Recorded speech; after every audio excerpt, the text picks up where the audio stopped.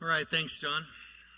Yeah, it's been a minute. So yeah, this is show up, dig deep, and speak up. So I think that these are things that are probably important for anybody that's delivering anything out to a client, like what they expect to see, like what they want to get out of it. And a lot of this stuff is not technical. The thing that gets you called back as a consultant is your ability to communicate effectively and your ability to show up on time, be present. So that's what this talk is about. It's not about anything technical. It's actually pretty wild. Right, so it has been a minute.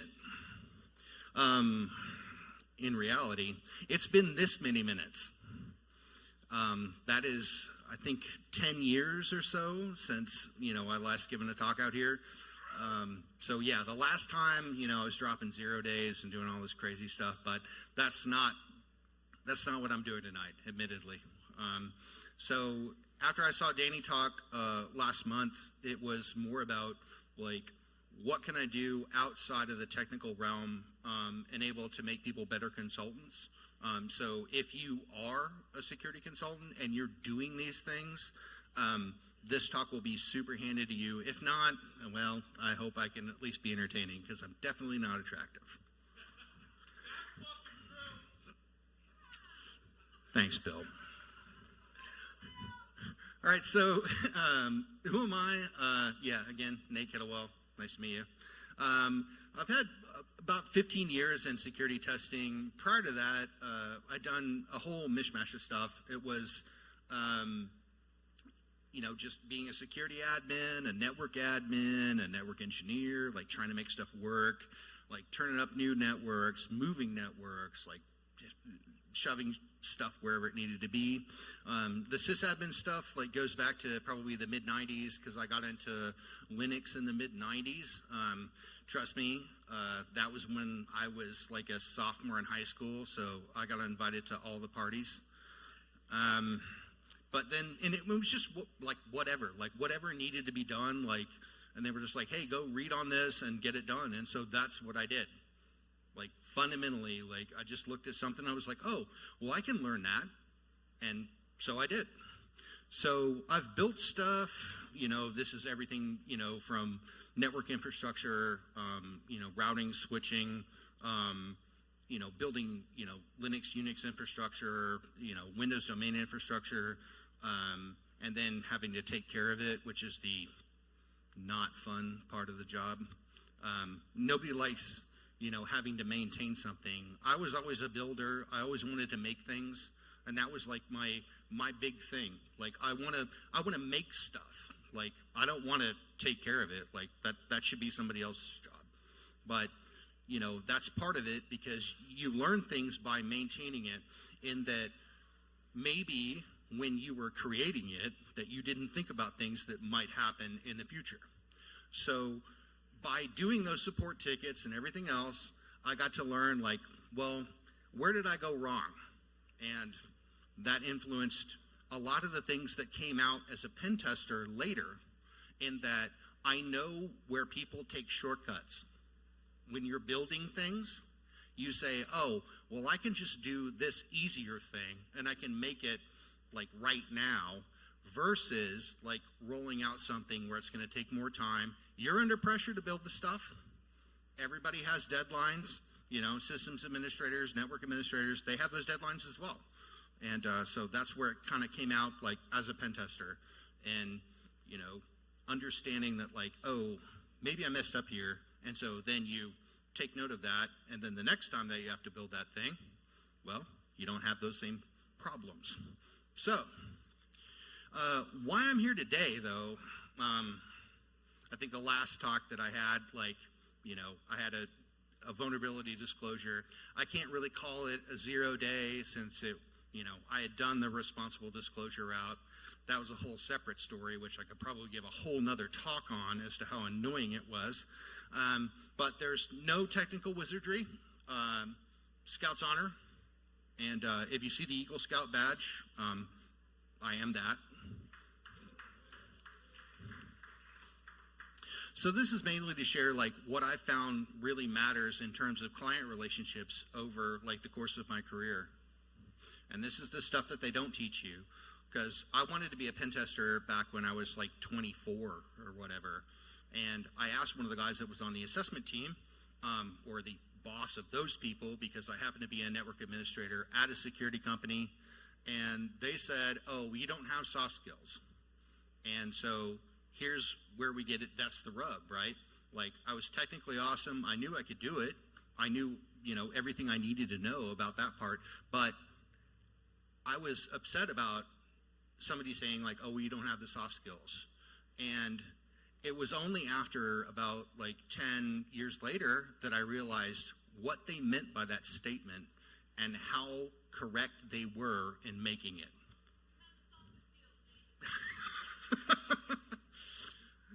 All right, so the 3 non-technical things that matter are showing up,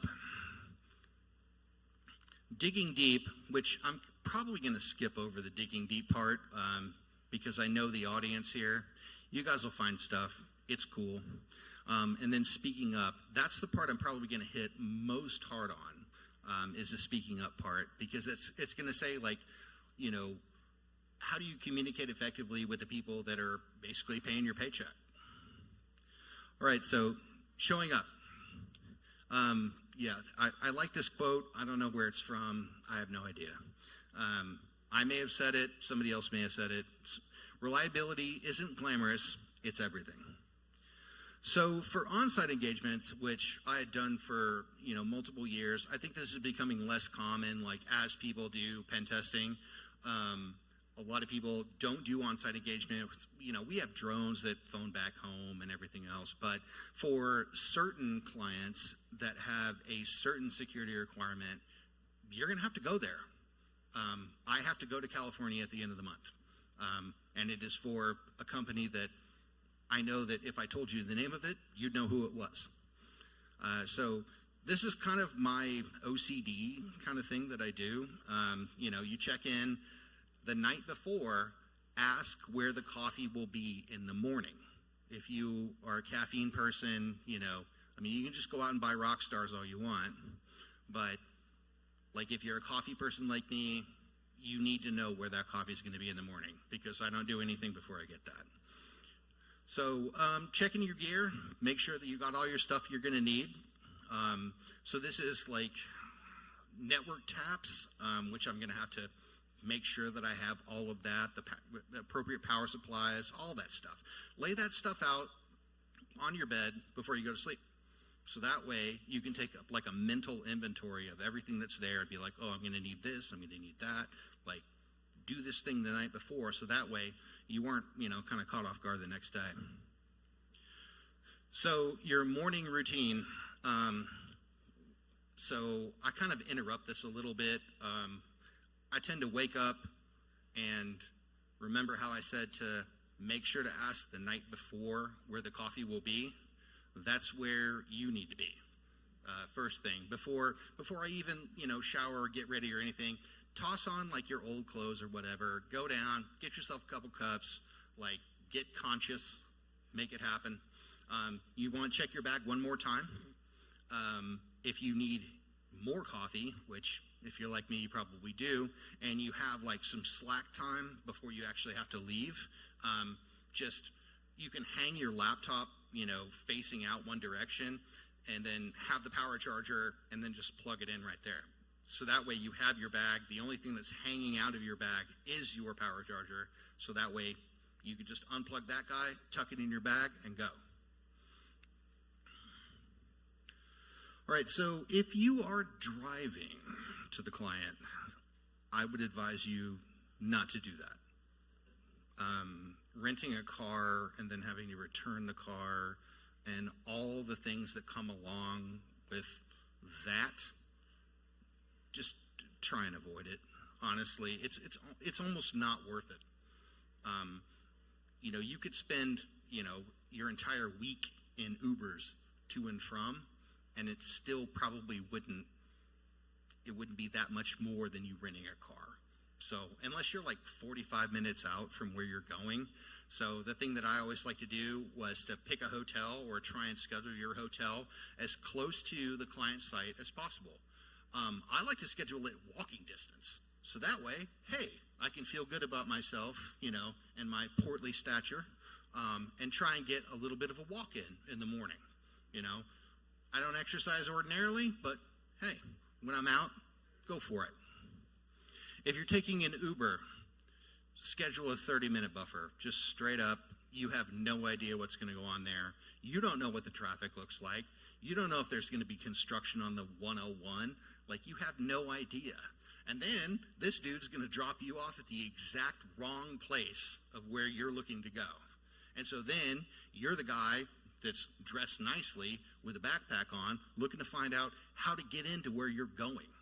Like, don't do that. So, best advice, be super early. It beats the alternative of being late. There are a certain class of people, I will count myself among them, that respect punctuality. I expect you to be there on time. I'm paying you to be there on time. So, punctuality can play a factor in your engagement. So the best thing that you can do is to remove that from the equation. Be early enough that that doesn't even come into question. So once you show up on site, call your contact the moment you get there. Get some ground rules together. I've been in multiple different facilities where you actually have to have an escort to go anywhere. If you want to get a water, got to have an escort. If you are you going to be given a badge, a temporary badge? What's that badge look like? Is that badge valid for the week or so that you're going to be there? Like, who knows? So ask these questions now to avoid awkward things later. And that definitely applies to being escorted to the bathroom. Because in federal facilities that I've actually tested, it really will hit you the wrong way when you're like, oh, I really need to go, like right now. And then you have to go find that person to get you to the place where you can go. So ask up front if that's a thing. So the first impressions that you make, like with the client, like when you get there, like your on-site person, like that's going to set the tone for the entire rest of the time. Like it's either going to be like everything's cool, everything's fine, or it's going to be extremely bureaucratic and terrible. So all right, so almost no one has to do on-sites anymore. Good for you. So the virtual kickoffs, you should treat them no different than an on-site kickoff, like where you meet with your contact, you discuss what's going on. Like, again, be early. It never pays, to be, it will never count against you to be early. Be early. It works. And if you're early, this will give you time to confirm that like your audio, video, everything else that you're going to do in that video conference is functional. So there'll be no mistake about like, oh, well, I was on, quadruple mute or whatever. So now that we are dealing with AI, a lot of these meetings that I hop into, they're either, recorded or transcribed. And it could be one or both parties. So it could be that, the client's recording it. It could be that, your company's recording it. But wherever that thing lives, make sure that you can get access to that. Very important. But pretend like neither of those parties exist. You should be taking your own notes. So this way, you have your own source of truth about what you heard. You can compare that back to the video or the transcription or whatever. I mean, we've all seen how well AI transcriptions work. Sometimes they absolutely do not work. And so it is in your best interest to take your own notes. All right, so digging deep, I'm probably going to go into a bunch of stuff that like you guys already know, because a lot of the network engagements that I did, like this is kind of what I did. It was like my opening salvo about like discovering things, figuring out like where you were in the mix of things, but it'll get interesting. So when you're dropped onto a network, like your first job is to figure out where you are. If you're lucky enough to be on a segment with DHCP, it'll hand you an address. There'll be DNS servers in that address. Most of the time, about 90% of the time, those DNS servers will actually be Active Directory domain controllers. So if you see them both hanging around in the same segment or like two different network segments, those should be the things that you instantly target. That tells you kind of where the crown jewels are. Now, they might be proxies to those things or, subordinate DNS servers, but it's worth poking around, man. Like, take a peek. So if you have the ability, once you know where the DNS servers are in the segment that you're on, do a targeted scan hitting 445 and like maybe like an SMB version scan, like out of Metasploit, to figure out like what version are these guys at? Like, what am I dealing with? You might be surprised. It might be some really old stuff that everyone is afraid to touch or remove. And those are the best ones. So yeah, this is just kind of 101. I know you guys already know about all this stuff, so I'm not going to go through like, hardcore things here. I like to start off with light scans to where it's not like, full port scans on every host, on every segment that you run across. Don't do that. So what you can do is do like ping sweeps on any adjacent Class Cs, like where you get dropped, to figure out if there's any other hosts living out there. And then you can do like targeted scans against them. So that way, just keep your noise level down a little bit. One thing I will go full noise with, and this is where I've found like an environment that's really ripe for exploitability, is the Java RMI services. I mean, if you run across one of these, it is one request, and then you have a shell. It's amazing. It's like candy if you run across one of these, but you don't see anybody like lead off with any of this stuff. So I like to target 1099 and 9011, just like straight up, like anything. It's not going to hurt you that much. It might be a little bit noisy, but if you run across one of them, I mean, that's your closest way to, gaining code execution and then, potentially using that as a springboard for further compromise. So you're going to do all these things, and then you want to have like a little bit of a touch point. This will be like, what would it be like? The second day that you're on the engagement, right? Like after you've gathered enough intel, and you want to say like, hey, here's what I saw, and here's what I found, and here's kind of what we're looking at. Like, you want to build that like portfolio of stuff that you can talk to that person about like instantly. Like, sometimes this will be on the first day. Like you'll kick off scans, you'll find stuff, and then you'll go to your point of contact and say, well, I've seen some things, and here's where they are, and here's kind of like where I'm going. Not to tip your hat too much, but you're being paid to do this. So mapping the network, as a former network admin, there are a lot of very similar design patterns into how networks are laid out. Everybody likes /24s, there's one for sales, here's one for purchasing, here's one for executives, and that kind of thing. So this is the way that networks are typically laid out. You can usually find the routers on 1 or 254, but they're almost always at 1 or 2. Sometimes they're at 3 if you're doing like Cisco like VRP or HSRP, to where 1 is going to be the virtual one, and then 2 and 3 are the actual addresses of the routers. So 1, 2, and 3 are your best kind of indicator of like where you are and if this is the end of a segment. Use ping sweeps. They're cheap, they're fast. The TCP stacks on like Windows boxes, they're very slow to respond. You can do a ping sweep, or you can do a full port scan on a Linux box in like 5 seconds, but the Windows ones take forever to come back, and so you're just going to be sitting there waiting for data. And that's not, that's time that you don't have. You just want to get to the crown jewels as fast as you possibly can. Targeted scans, I like to just do sweeps for these guys, like right up front. These will go in with 1099 and 9011 is all of the web ports, because I think like the web part of it is the easiest, like it's the most exploitable. Like everybody's seen like a web app that's hanging on some network that looks like it's from the 90s, right?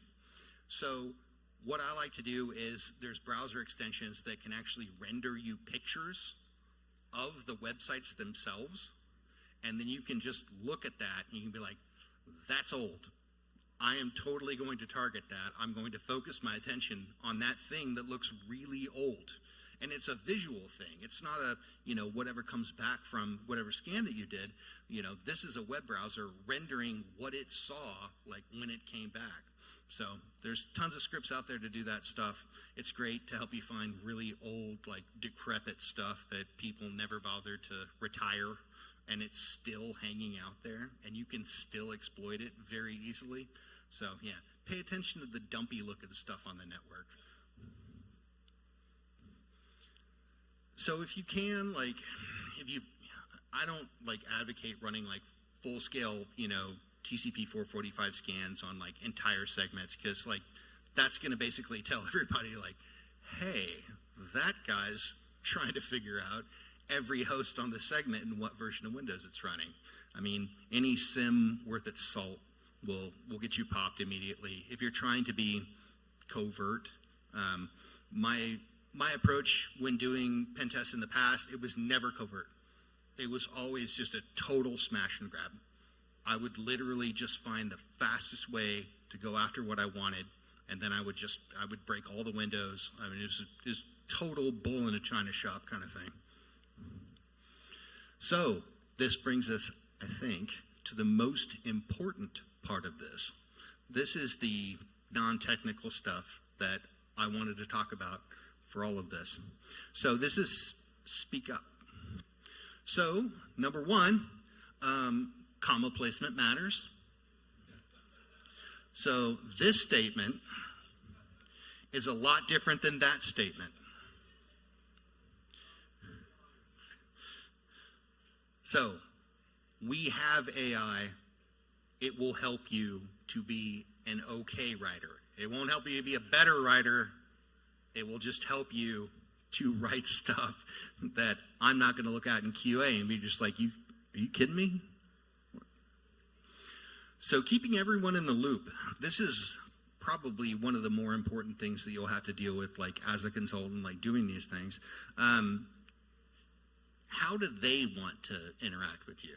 Like sometimes you'll see like external Slack interactions, like if you run Slack and they run Slack, and then they'll be able to join your Slack orgs and you'll be able to Slack between people. Great, awesome. Okay. Teams, any of that stuff. If they just want straight email, establish that kind of stuff up front as to how they would like to be communicated with, and then do it that way. So you are there in their service. However they want to receive the information, that's their business. And you're there to make that happen regardless of what they're doing. Making sure that anything that you send, it goes to the right people. There's going to be, tons of people. There'll be engineering teams. There'll be security teams. There'll be, make sure that whatever you find gets to where it needs to go. Consistency matters more than length. This applies again to AI. If you tell AI to give you 3 paragraphs about one port being open, I don't care. Like, literally, I don't care. That's a 1-paragraph statement. This port was open. There was really no service listing on it. It just reported as open. That's it. Now, but if you plug that into AI and you say, give me 3 paragraphs about it, well, guess what? It will give you 3 paragraphs about that. Does any of that matter? No. Like, you're just wasting the reader's time. Don't do that. So communication is showing up every single day. It's part of that. So clarifying the scope of the engagement, this is where a lot of things get twisted. When you're doing large engagements and you have a lot of moving pieces, the scope constantly comes into question, and your job is to prevent scope creep and to keep yourself like in line and in budget with what you're doing. So this is asking a bunch of questions. These are the questions. You know, what does the network architecture look like? Can you give me drawings of what it looks like? You know, have them draw it for you if it doesn't exist. You know, I wouldn't press them too hard, but if you need more information to be able to make like a qualified decision about how long it's going to take you to do this stuff, then it's worth your weight in gold to ask the question now, rather than get into, oh, the engagement's almost over and we need more time because. Like, this should not be a thing that happens to you. The we need more time because, like, no, iron that stuff out up front. So that way everybody's, you know, well aware of like what this looks like. If it takes more time and you guys have to like get a change order or whatever to extend the engagement, so be it. It's better than delivering a subpar result and then it comes back later that you didn't see something, or you didn't see this, or you didn't see that, and you were under a time crunch and you didn't see it. So it's better to ask these questions up front, clarify the scope. So we've all seen these, right? The dreaded stop-start email. So this is the old way of doing things. This is almost dead. I want it to be dead because it doesn't provide as much value to your client, literally. All you're telling them is like, oh, I'm going to be doing this thing at this time and from this place against these things. That's it. That's literally it. That gives them no information about how the engagement's going, about, you know, what's been done, what hasn't been done. Like this provides the minimal amount of value. This is the least that you can do. So stop doing it. So what if there was a better way to do this with more detail? And it didn't involve editing a dumpy Word template about what's going on. Well, in introducing the better way to do it. So the first thing that you want to do is to build an abbreviated text representation of your scope. I know that everybody in here has their favorite note editing software, whether it's Scrivener or whatever, you know, and yes, it's Markdown or whatever, but you have the ability to get a plain text thing out of that. So build a plain text description of your scope up front. You can go back and forth with this with the client. It's easier than getting after it afterwards. So if you need something from the client, build a text list of those things as well. If you don't have access to something, make it known. Build a list of it until it's fixed or until they get you what you need. What did you do today? Again, it's a simple text list. What did you do? Did you test an API? You know, did you do auth NLZ? Did you fuzz something? Like whatever you did, like short, simple statement about what you did. So how do we tie all this together to make a better experience for all the people that are involved? Well, we tie all those things together, and this is what we do. So you have a single status update. This gets sent at the end of every day. You have your needs from the client, which I told you to make a list of earlier. You have your daily activities of what you did, which I showed you the compiler earlier. You have the scope remaining of what is still to be done, and then you have a scope complete, which is what is done. This gives everyone a really good picture of exactly where we are, and you know, if you need more time, guess what? You're posting this every single day. So if you need more time, you have all the justification in the world to ask for it.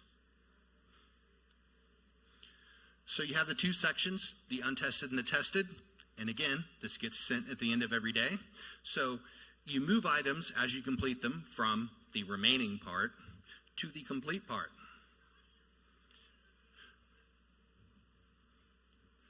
So everyone gets a really clear picture of what's done and what's left. And this structure will remove anxiety for the project managers, whether it's your project managers or their project managers, and likely both, as to where are we.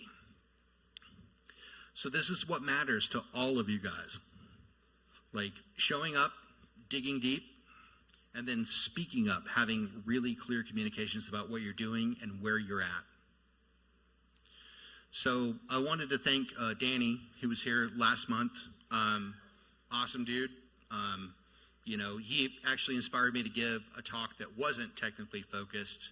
And so that's why I'm here, is basically because after seeing Danny's talk, I kind of like threw down the gauntlet like on myself and said like, hey, like I want to give a talk that's not technically focused, because all of the other ones that I've done have been.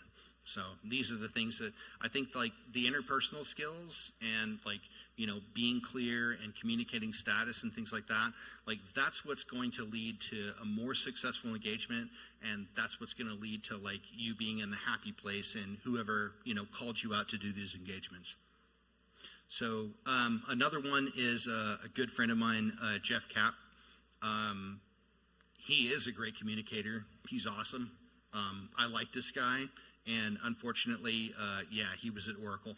And so now he is on the market, and I would appreciate anybody that could do him a solid and get him to a place where he's not so worried.